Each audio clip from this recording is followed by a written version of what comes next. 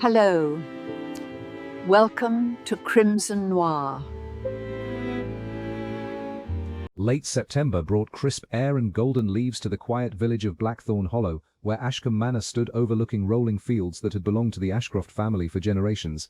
The estate's new owner, widower Charles Ashcroft, had invited nearly the entire village to celebrate the completion of the manor's painstaking restoration. Music drifted from the ballroom, candles glowed behind tall windows, and laughter carried across the gardens long after sunset. Among the guests was Beatrice Elwood, a retired librarian whose greatest gift was not solving puzzles but quietly observing people. Years spent helping villagers trace family histories had taught her that the smallest inconsistency often revealed the largest secret. She accepted a cup of tea rather than champagne and wandered comfortably through the gathering, noticing details few others spared a glance. Charles greeted every guest warmly, yet each time someone mentioned the manor's history, a faint shadow crossed his face before disappearing behind another practiced smile.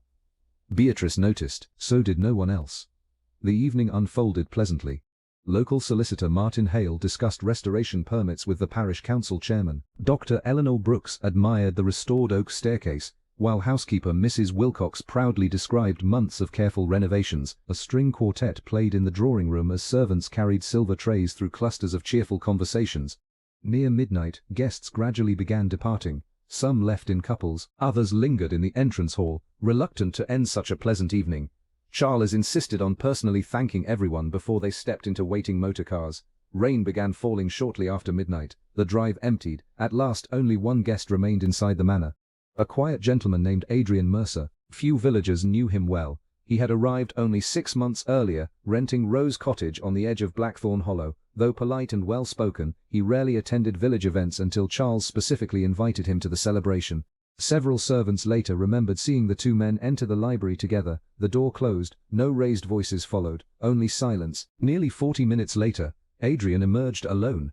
He calmly thanked Mrs. Wilcox for a delightful evening, collected his umbrella, and walked into the rain. When Charles failed to appear for breakfast the following morning, Mrs. Wilcox unlocked the library.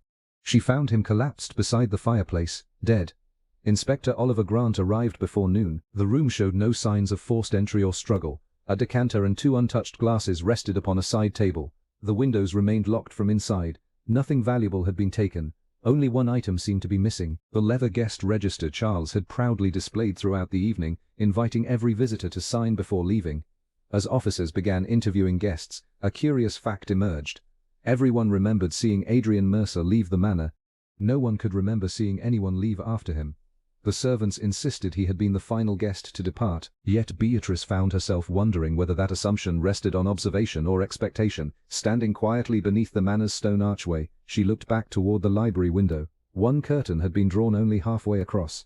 Someone inside had adjusted it after the rain had already begun. That tiny detail convinced her of one thing: the last guest to leave the manor might not have been the last person inside it. The news of Charles Ashcroft's death spread through Blackthorn Hollow before the church bell rang for morning service. By noon, conversations in the bakery, the post office, and the village green centered on only one subject. Everyone agreed the death was shocking. Few agreed on how it had happened. Inspector Oliver Grant began with the obvious question. Adrian Mercer had been the last confirmed guest seen leaving the manor. The servants were unanimous on that point. Mrs. Wilcox recalled opening the front door for him shortly after midnight, while the footman distinctly remembered watching his umbrella disappear through the iron gates. Adrian did not deny it. "I was the last guest to say goodnight," he admitted calmly. "Charles and I spoke privately for a few minutes about a business matter. When I left, he was alive." "What business?" the inspector asked. "A personal investment. Can anyone confirm that?" "No." Charles preferred discretion. His explanation sounded plausible, yet it offered no proof. Meanwhile, Dr. Eleanor Brooks completed her initial examination. Charles had not died immediately after Adrian departed. Based on body temperature and other observations, she estimated death occurred at least 30 minutes later. That single conclusion complicated everything. If Adrian had spoken truthfully, someone else must have entered the manor after he left. Yet every door had been locked from within. Beatrice Elwood quietly wandered through the entrance hall, while the police searched upstairs. She paused before the guest register's empty display stand. Charles had spoken proudly of the old leather book during the party, explaining that every visitor to Ashcombe Manor for nearly 80 years had signed its pages. "It is a little piece of family history," he had said with a smile. "Now it has vanished." Mrs. Wilcox insisted the register had still been resting on its stand when she cleared empty glasses after midnight. "So it disappeared after the guests left?" Beatrice asked. I believe so. The answer troubled her. A murderer interested only in killing Charles would have little reason to steal an old book filled with signatures unless one particular signature mattered. Inspector Grant ordered every guest questioned again. Most accounts remained consistent. Only one detail differed. The gardener Samuel Briggs reported seeing a faint light in the library nearly an hour after Adrian Mercer had walked away from the manor.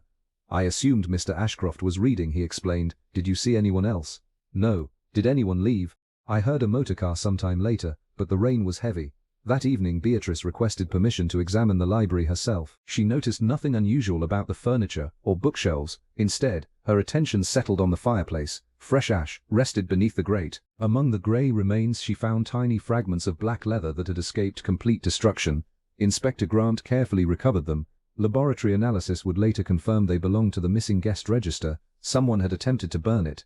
But why destroy the entire book rather than remove a single page? As Beatrice reflected upon the question, her eyes drifted toward the mantelpiece where framed photographs of past family gatherings stood neatly arranged.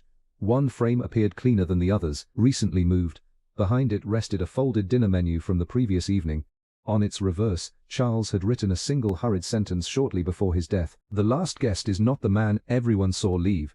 No name followed. Only those 9 words, hastily written before the ink abruptly trailed away, as though something had interrupted him before he could finish the warning. The note discovered behind the photograph transformed the investigation. Until that moment, Inspector Grant had been working from the assumption that Charles Ashcroft's killer was someone who entered the manor after Adrian Mercer departed, or perhaps someone who had never left at all. Charles's final words suggested something more complicated. The last guest is not the man everyone saw leave. Grant read the sentence repeatedly. What do you make of it? He asked Beatrice Elwood. I think Charles was trying to correct an assumption, she replied. People often do that when they realize they've misunderstood something important. The inspector frowned. You believe Adrian Mercer wasn't the last guest? I believe Charles wanted us to think beyond the obvious. Meanwhile, officers continued interviewing guests. Most provided little useful information, but one conversation produced an unexpected revelation. Mrs. Clara Jennings, who lived in a cottage overlooking the lane leading from Ashcombe Manor, recalled seeing a motorcar parked beneath the trees shortly before midnight. It wasn't unusual at first, she explained. Visitors often stop there during village events. Did you see who owned it? No. But the car was still there after the party ended. The statement immediately caught Grant's attention. Every guest had supposedly parked inside the manor grounds. Whoever waited beneath the trees had chosen not to be seen. That afternoon the laboratory reported that Charles Ashcroft had died from a concentrated dose of digitalis, a substance capable of causing fatal heart failure if administered carefully. The poison had been mixed into a drink consumed shortly before death. Yet both glasses found in the library remained untouched, which meant Charles had consumed the poison elsewhere before returning to the room. The discovery created a new timeline. Charles had not been poisoned during his private meeting with Adrian Mercer. Someone else had given him the fatal dose later. As rain continued falling outside, Beatrice returned to Ashcombe Manor and requested permission to examine the servants' corridor running behind the library wall. The narrow passage allowed staff to move discreetly between rooms. Most doors remained locked. One did not. A small side entrance near the conservatory stood slightly misaligned. Its latch had failed to engage completely. Inspector Grant tested it himself. Anyone familiar with the manor could enter through that door without forcing a lock. The realization widened the list of suspects considerably. That evening, another piece of information surfaced. Charles' solicitor revealed that the manor owner had recently changed his will. The revised document had been signed only 2 weeks earlier. Several beneficiaries received modest increases. One person, however, lost almost everything. Charles' nephew, Gregory Ashcroft. Gregory had attended the restoration celebration. He had also argued with Charles publicly 3 months earlier regarding family finances. When questioned, Gregory admitted the dispute. My uncle threatened to cut me out of the estate. And did he? Grant asked. Apparently, his bitterness was impossible to miss. Yet Beatrice noticed something else. Unlike most villagers, Gregory seemed genuinely surprised by the mention of the missing guest register. What register? He asked. The reaction appeared authentic. A guilty man might have pretended ignorance. Gregory seemed to possess it naturally.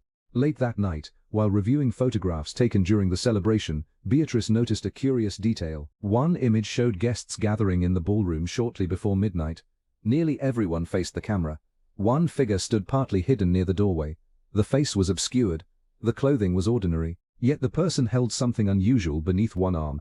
A large black ledger, the missing guest register. The photograph had been taken nearly 20 minutes before Adrian Mercer supposedly became the last guest to leave the manor, which meant someone had already removed the register long before Charles Ashcroft died. and that suggested the theft had never been an afterthought. It had been part of the plan from the very beginning. The photograph became the center of Inspector Grant's attention. Enlarged by the county laboratory, it revealed little more than a blurred figure carrying what appeared to be the missing guest register. The person's face remained hidden behind another guest, making identification impossible. Most investigators considered the image frustrating. Beatrice Elwood considered it encouraging. Whoever took the register wasn't worried about being seen, she observed, only about being recognized. She asked Mrs. Wilcox to describe exactly where the register had been placed during the celebration. It rested on the oak table in the entrance hall until nearly midnight, the housekeeper explained. Charles encouraged everyone to sign it before leaving. Did everyone do so? I assumed they had. Assumptions, Beatrice reflected, often caused more trouble than lies. Inspector Grant examined the book's purpose more carefully. The register did more than collect signatures. Charles frequently invited guests to write short messages beside their names, creating an informal record of every gathering held at Ashcombe Manor.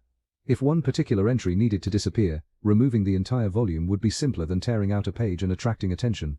Meanwhile, Gregory Ashcroft's financial situation became clearer. Bank records showed considerable gambling debts accumulated during the previous year. Charles had recently refused another request for money, insisting Gregory learn to manage his own affairs. The motive appeared obvious, too obvious. When Grant questioned Gregory again, the young man admitted storming out of the ballroom after their earlier disagreement but firmly denied entering the library later that evening. I spent most of the night on the terrace, he said. Can anyone confirm that? The pianist came outside for fresh air. The pianist Daniel Reeves verified Gregory's statement almost exactly. Their conversation had lasted nearly 20 minutes, placing Gregory well away from the library during the estimated time Charles drank the poisoned beverage. One suspect quietly slipped from the forefront, another unexpectedly emerged. Daniel Reeves mentioned something no one else had remembered. Charles received a telephone call shortly after Mr. Mercer left. Inspector Grant looked up sharply. A telephone call? Yes. One of the servants told him someone was calling from the village exchange. Charles excused himself and walked toward the morning room. Mrs. Wilcox confirmed the account.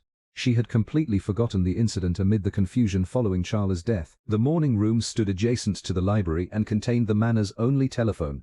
Dr. Eleanor Brooks estimated Charles consumed the poison during precisely that period. Someone had spoken with him there. The telephone exchange operator checked her handwritten logbook. Only one incoming call reached Ashcombe Manor after midnight. The caller had requested that Charles come immediately to the line. No name had been given. Even more curious, the call lasted less than 30 seconds, far too brief for a meaningful conversation. Beatrice visited the exchange herself. The elderly operator apologized repeatedly for remembering so little. Then, almost absent-mindedly, she added one final detail. The caller had an unusual voice. In what way? They whispered every word. That evening, Beatrice wandered through the manor gardens, retracing the likely movements of both guests and servants. Near the conservatory path she noticed muddy footprints preserved beneath the shelter of an overhanging hedge. Recent sunshine had dried them before they could disappear completely. They led not toward the front entrance but around the side of the house. Following them carefully, she reached a small service gate opening onto the narrow lane beyond the estate. The gate showed fresh scratches around its lock. Someone had entered, or left, the manor that night without passing through the front hall at all. Whoever carried away the guest register had known a hidden route that bypassed every servant waiting to bid farewell to the departing guests. For the first time, Beatrice became convinced that the murderer had never intended to appear among the last guests leaving the manor. The real killer had quietly avoided being counted in the first place. The hidden service gate altered the direction of the investigation almost overnight. Inspector Grant ordered officers to examine every path leading to and from Ashcombe Manor, hoping to discover where the mysterious visitor had gone after leaving through the side entrance. Heavy rain had erased most traces. Only one useful clue remained. Several yards beyond the gate, Constable Briggs discovered a broken silver cufflink half buried in the mud. The engraved initials upon it read simply R.H. At first the discovery appeared significant. Only one guest at the celebration possessed those initials. Retired historian Richard Hawthorne. Richard willingly surrendered the matching cufflink without protest. I noticed it missing yesterday morning, he explained. When did it come off? I've no idea. His manner remained relaxed, almost amused by the attention. Beatrice quietly watched him throughout the interview. He answered every question naturally until Inspector Grant mentioned the missing guest register. Then for the briefest moment Richard's smile disappeared. It returned almost instantly. The change lasted no more than a heartbeat. Yet Beatrice rarely ignored such moments. Later that afternoon, officers searched Richard's cottage. The shelves overflowed with books on local history, family genealogies, and estate records collected over decades of research. Nothing connected him directly to Charles Ashcroft's death. However, tucked inside an old atlas lay a carefully folded sketch of Ashcombe Manor. Every public room had been labelled in neat handwriting. So had the servants' corridors. Even the concealed service gate appeared marked in pencil. Richard explained the drawing easily. "I prepared it years ago while researching the manor's Victorian renovations." His explanation was entirely reasonable. Still, the map demonstrated one important fact. He knew the building almost as well as its staff. Meanwhile, Dr. Eleanor Brooks delivered another laboratory report. The poison had been dissolved in a small quantity of blackberry cordial rather than wine or whiskey. The discovery surprised everyone. Charles rarely drank alcohol during social gatherings, preferring homemade fruit cordial prepared by Mrs. Wilcox each autumn. The housekeeper confirmed she had served him a fresh glass shortly after the mysterious telephone call. "I placed it on the tray outside the morning room. Did you see anyone else near it?" She frowned thoughtfully. "Only Richard Hawthorne." "What was he doing?" "He said he was looking for the library." Richard admitted the encounter but insisted he never touched the tray. "It was already there when I passed." Inspector Grant could neither prove nor disprove the statement. That evening Beatrice visited the village museum where Richard volunteered twice each week. Among the exhibits stood a glass cabinet containing historical photographs donated by local families. One album particularly interested her. Inside she found dozens of pictures taken at Ashcombe Manor over nearly 50 years. Charles appeared in many. So did Richard. Not merely as a visiting historian, as a frequent guest dating back to childhood. Their families had known one another far longer than anyone had mentioned. When Beatrice questioned Mrs. Wilcox later that evening, the housekeeper looked genuinely surprised. "Oh yes," she said, "Master Richard practically grew up here. Why has no one spoken of that?" "I simply assumed everyone already knew." Assumptions again, always assumptions. Returning home beneath the fading evening light, Beatrice carefully arranged every fact collected so far. Richard possessed knowledge of the manor. He had an opportunity to approach the poisoned drink. He understood the value of old records. Yet something continued to trouble her. If Richard had planned the murder, why leave the broken cufflink near the hidden gate? It seemed almost too convenient, almost as though someone wanted investigators to discover it. For the first time, she wondered whether the cufflink had not been lost during the crime at all. Perhaps it had been placed there afterward by someone determined to ensure suspicion settled neatly upon the one man clever enough to explain nearly every clue. Beatrice Elwood asked Inspector Grant not to arrest Richard Hawthorne despite the growing weight of suspicion. The broken cufflink, the sketch of Ashcombe Manor, and Richard's familiarity with Charles all seemed compelling, yet together they formed a picture that was almost too complete. "When evidence points in one direction without the slightest complication," she remarked quietly, "I begin looking in another."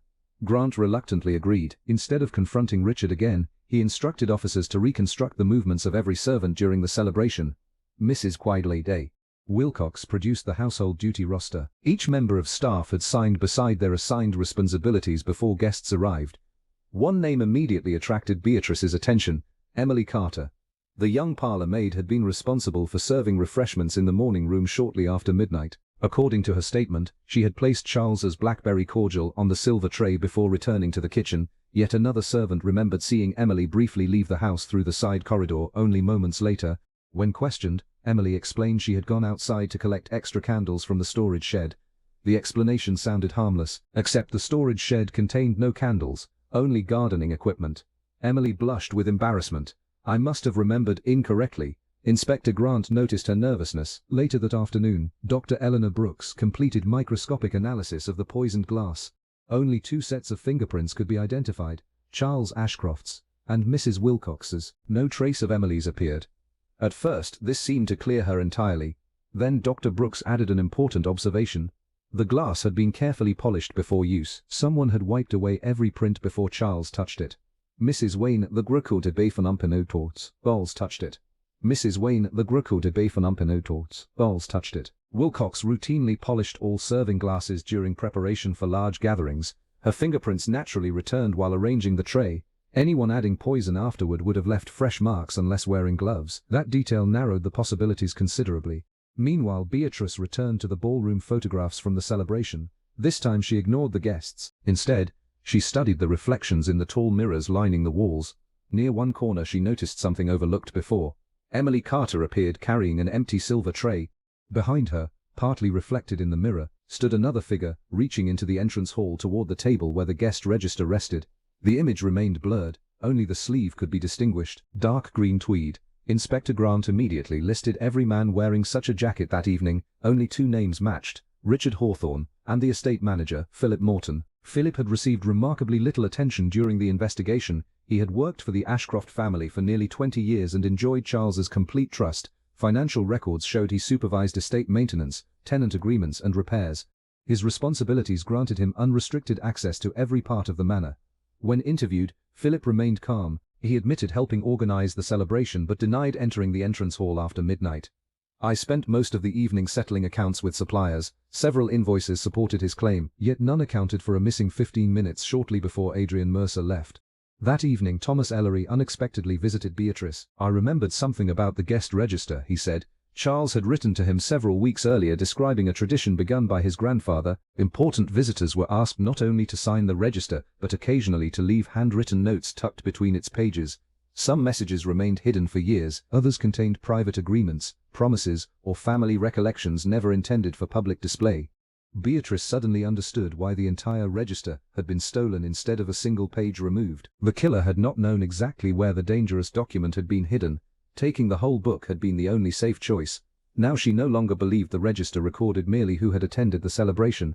Somewhere within its missing pages lay a secret someone had been willing to kill to keep buried forever. Thomas Ellery's revelation about the guest register changed everything. Inspector Grant had treated the missing book as little more than a list of signatures, but if Charles Ashcroft's family had used it to preserve private notes for generations, its disappearance became the true center of the mystery. Someone had not merely stolen a register. Someone had stolen a hidden archive. Beatrice Elwood asked Mrs. Wilcox whether Charles had ever mentioned placing anything valuable inside its pages. The housekeeper thought for several moments before answering. "About a month ago," he laughed and said. "Grandfather certainly knew how to keep a secret." "What secret?" He never explained. Grant immediately ordered another search of Ashcombe Manor, concentrating on Charles' bedroom and personal study rather than the library. Inside a locked writing desk they discovered several letters exchanged between Charles and his late father. Most discussed routine estate matters. One unfinished letter stood apart. It read, "If anything should happen before I can explain everything, remember that grandfather never trusted the safe. He trusted the register because no thief would think to search an old guest book." The remainder of the page had been torn away. Whatever Charles intended to reveal had vanished. Meanwhile, Philip Morton continued managing the estate as though nothing had changed. He supervised repairs, met with tenants, and calmly answered every question Inspector Grant placed before him. His composure impressed nearly everyone, except Beatrice.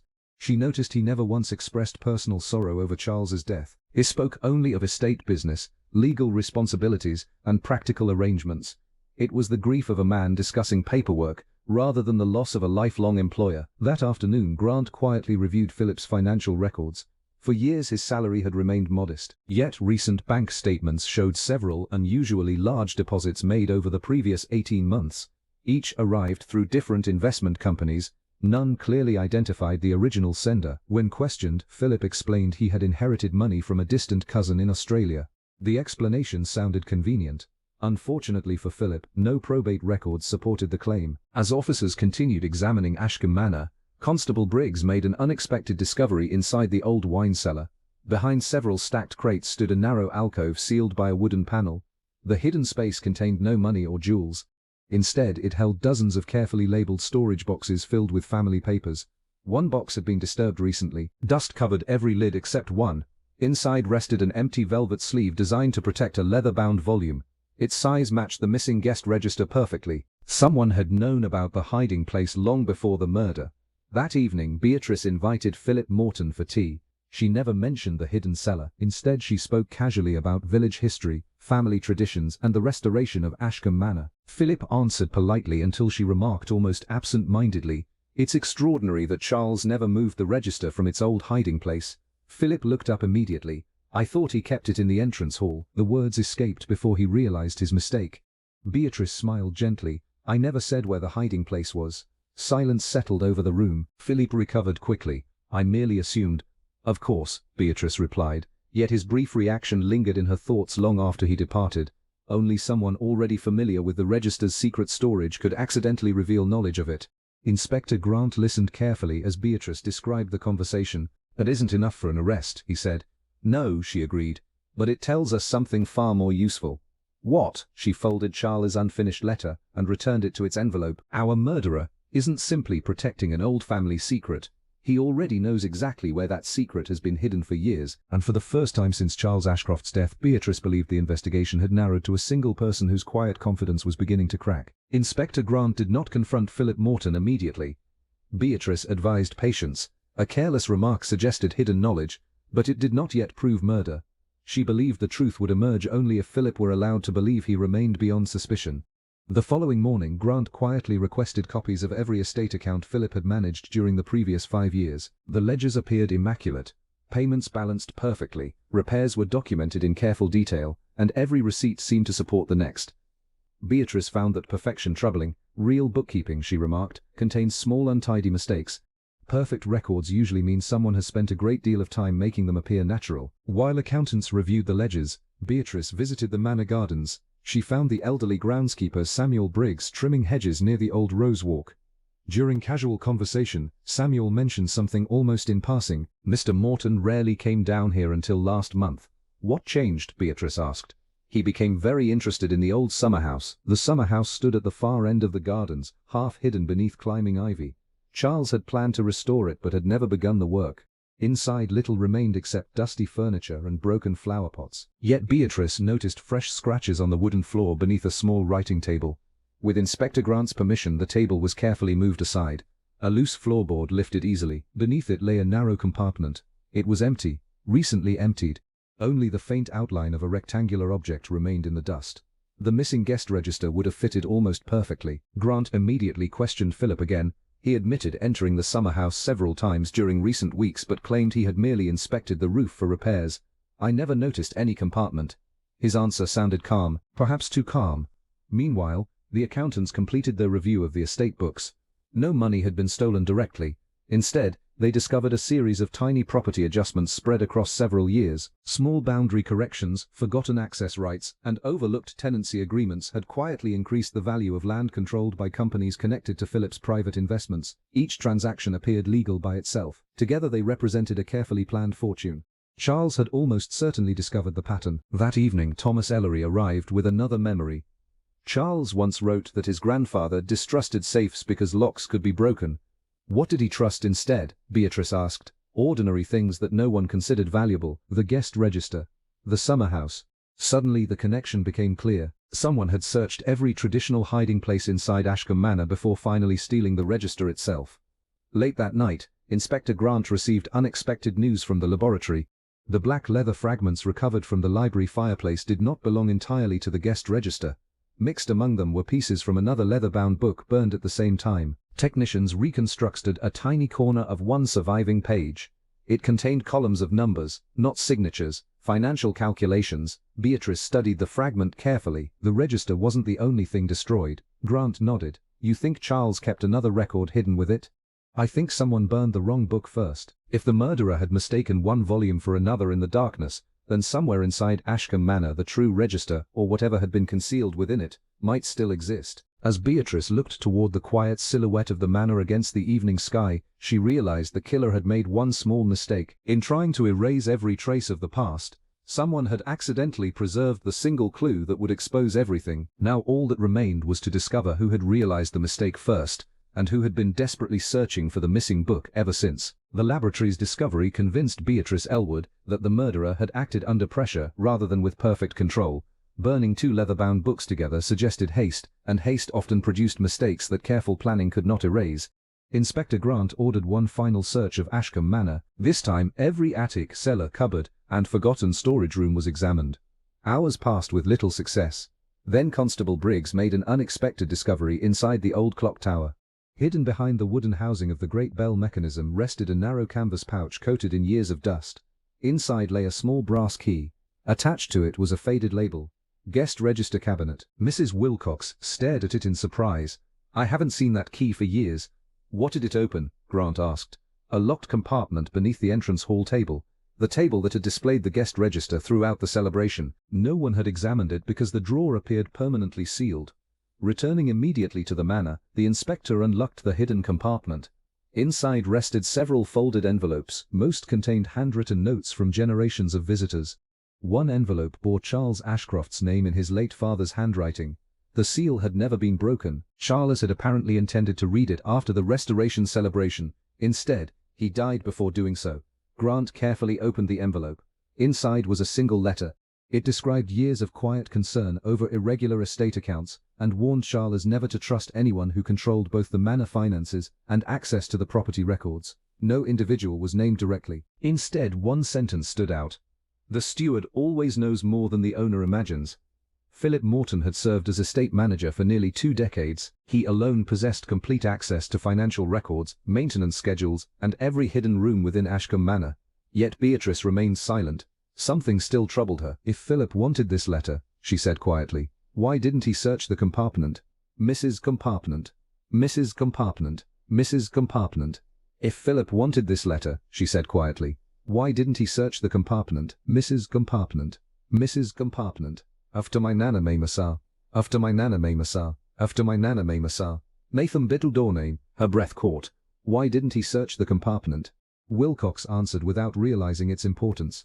Because no one knew the key still existed. Beatrice looked thoughtfully at the tiny brass key. No one except the person who hid it. That evening she visited the old clock tower alone. The mechanism fascinated generations of curious children, yet few adults climbed its narrow stairs anymore. Examining the beam where the canvas pouch had rested, she noticed fresh scrape marks beside the dust. Someone had reached into the hiding place recently. Only one pouch had been removed. Perhaps another had once rested beside it. Inspector Grant joined her moments later. Before she could explain her thoughts, Constable Briggs arrived carrying fresh news. A villager had reported seeing Philip Morton walking near the clock tower shortly before dawn on the morning after Charla's death. Philip had claimed he spent that entire morning reviewing estate accounts. The timelines no longer matched. When confronted, Philip calmly admitted visiting the tower. I was checking storm damage. There had been no storm, Grant replied. Philip offered no answer. Instead, he asked a single question. Did you find everything hidden there? The words echoed in the silent tower.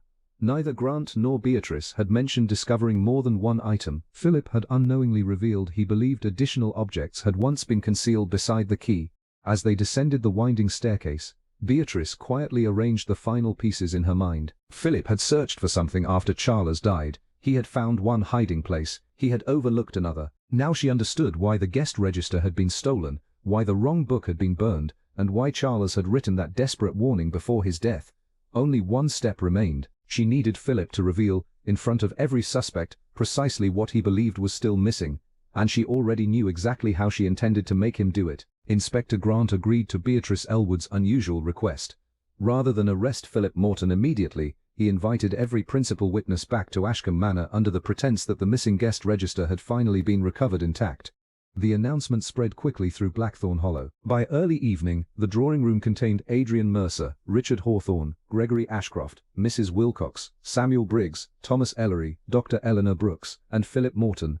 Each waited in uneasy silence while Inspector Grant placed a leather-bound volume, wrapped in brown paper, upon the library table. In truth, it was an ordinary ledger borrowed from the estate office. Only Beatrice and the inspector knew it was not the missing register.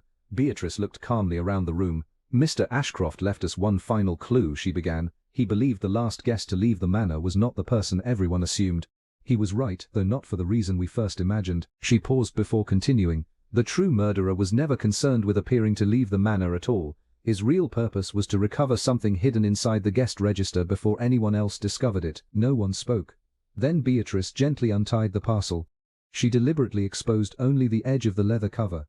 Philip Morton leaned forward almost imperceptibly. His eyes did not move toward the book itself. They moved immediately toward the inside back cover. Beatrice smiled faintly. You expected the pocket.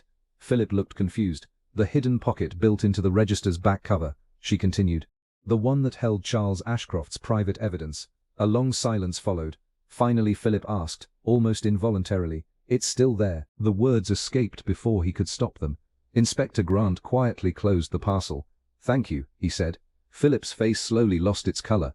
Beatrice addressed the room. The register was never valuable because of its signatures. Years ago Charles's grandfather had a concealed pocket sewn inside the back cover. Charles discovered it while restoring the manor. There he found records proving that estate funds had been quietly diverted for years through seemingly harmless property adjustments. She turned toward Philip. Charles confronted you privately after uncovering the discrepancies. You realized he intended to expose everything once the restoration celebration ended. Philip lowered his head. I only meant to frighten him. But instead you poisoned his blackberry cordial after the anonymous telephone call drew him into the morning room, Beatrice replied softly. You stole the register, searched desperately for the hidden documents, burned the wrong leather book in haste, and continued searching every hiding place in the manor. After Charles died, Inspector Grant produced the letter discovered inside the concealed compartment beneath the entrance hall table. It warned Charles never to trust the steward who controlled both the accounts and the estate records. Philip closed his eyes. "I searched for days," he admitted quietly. "I thought the evidence was still inside the register. I never imagined Charles had already removed it." "The evidence had been hidden elsewhere before the party," Beatrice said. "Your mistake was believing the register still contained it." Philip offered no further resistance as Inspector Grant formally placed him under arrest for the murder of Charles Ashcroft and the long-running financial fraud that had quietly enriched him for years. And the weeks that followed, investigators uncovered enough financial records to restore the estate's accounts and compensate those who had suffered losses. Gregory inherited the manor under strict legal supervision, while Adrian Mercer and Richard Hawthorne were finally cleared of every suspicion. Autumn slowly gave way to winter. The manor reopened, quieter than before but no longer burdened by hidden deceit. One afternoon, Inspector Grant thanked Beatrice for solving the case with little more than patience and careful observation. She smiled as they looked across the peaceful gardens. "People often believe secrets are hidden in locked boxes or clever codes," she said. "More often they're hidden in ordinary habits. If you watch long enough, people will always reveal what they value most. And once you know that, the truth has very little left to hide." The bells of Blackthorn Hollow rang softly across the valley, and for the first time since the celebration, Ashcombe Manor felt like a home again rather than the scene of an unanswered mystery.